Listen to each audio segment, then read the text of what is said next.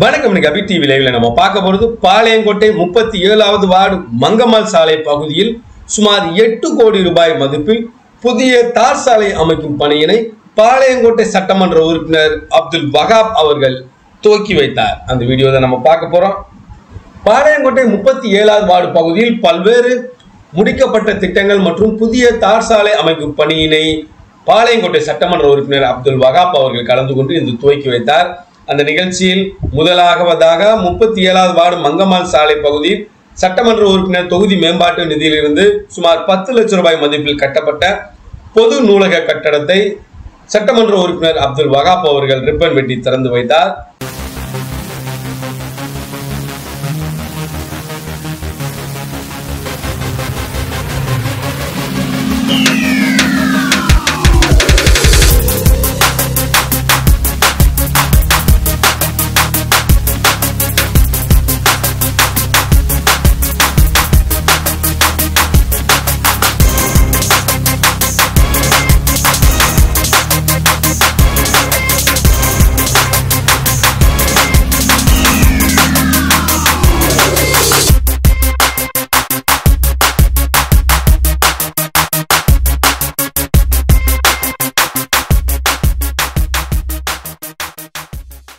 இதனைத் தொடர்ந்து சிறிய மேல்நிலை நீர்த்தேக்க தொட்டியினையும் அவர் திறந்து வைத்து பொதுமக்களின் பயன்பாட்டிற்கு அர்ப்பணித்தார்.